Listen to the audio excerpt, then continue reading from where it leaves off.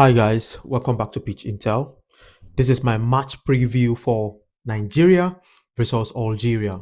You all know what this is all about. This is about Nigeria winning the AFCON, and we are just 3 games to lifting the trophy. So once we beat Algeria, execute our revenge, then we move on to Morocco. They said they are the host nation, but I don't see that being a problem. But before we get ahead of ourselves, let's talk about the game. Um, Nigeria know what is at stake. The boys know what's at stake here. They know that they do not need to falter. You understand? They have been one of the best teams in this competition. It's actually two anyway. And the best teams in the competition will be facing each other. Algeria finished the group stage with a 100% record. Nigeria finished the group stage with a 100% record.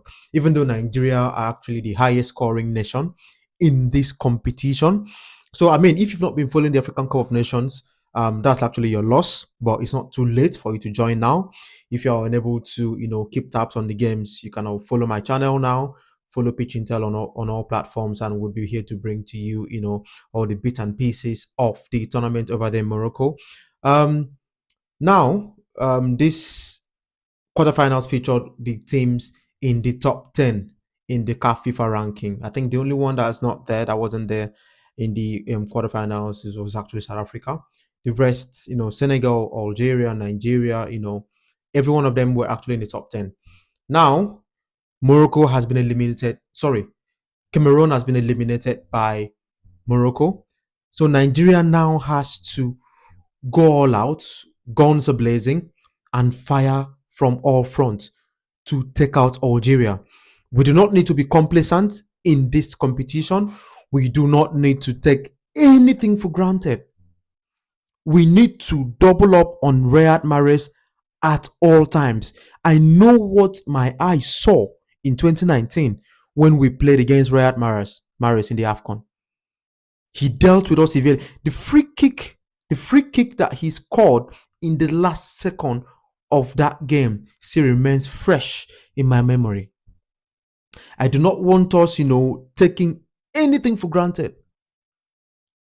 Osimhen needs to be more clinical now than ever. He needs to be more.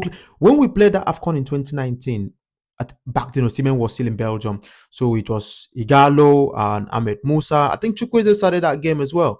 So it was a game where it was a balanced game, basically a 50-50 game. So Algeria were just lucky to get that past Akpeyi, who was a goalkeeper at the time, and here we are. So we are here to execute our revenge. God has been using other countries to execute a revenge mission for us. South Africa is out. Ghana, they didn't even come to the tournament at all. So Cameroon, now they're out. Though we don't really have a lot of. The only beef I have with Cameroon is that they came to Lagos and they took the AFCON from us in the finals in 2000, Lagos 2000. So they're out, and now we are left in the tournament. The West African nations that will be left now will be Senegal, Nigeria, and who else? Yeah, Mali's gone. So Nigeria needs to go all out. We need to take all our chances, and I would love the coach, to start his strongest 11.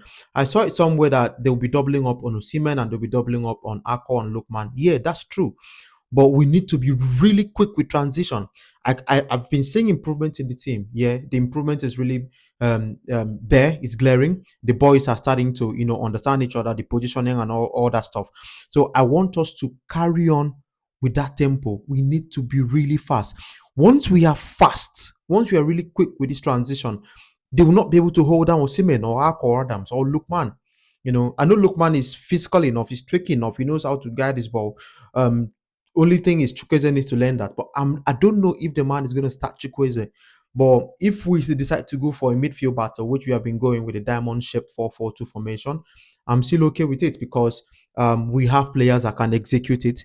We need to free Iwobi at all times. Iwobi needs to be free to be able to do what he knows how to do best. He's the guy. He's the secret. He's the null cube in our soup. I don't know what you use to prepare your own soup. If you use not to, I don't know why you go about it, but he's that no cube. He's that star Maggie. He's the one to be able to do that stuff that we need to get things done. Because I love how he moves the ball centrally. He doesn't just look at the flanks alone. Most creative midfielders always look at the flanks and the wings as a safe haven. Yeah, pass it to your number 11 or number 7. But it will be go central sometimes. He goes to the wing sometimes. So he's really unpredictable. You don't know what he's going to do. And that's what I really love about him and admire about him. So let's just keep our fingers crossed and render support for the boys. And I believe that we have what it takes to defeat Algeria. They do not have a better squad than Nigeria.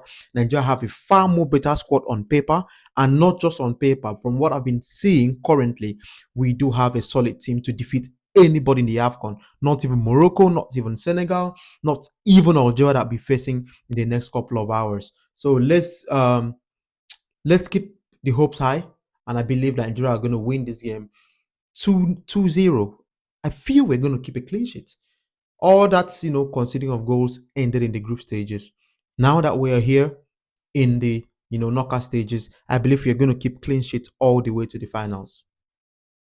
What's your prediction? Put down your prediction in the comment section. Let me know what you think about the game. If you think otherwise, also let me know. Please remember to subscribe to this channel, and subscribe, like the video, comment as well. Thank you very much for your support always, and I'll catch you guys on the next break after the game. Bye.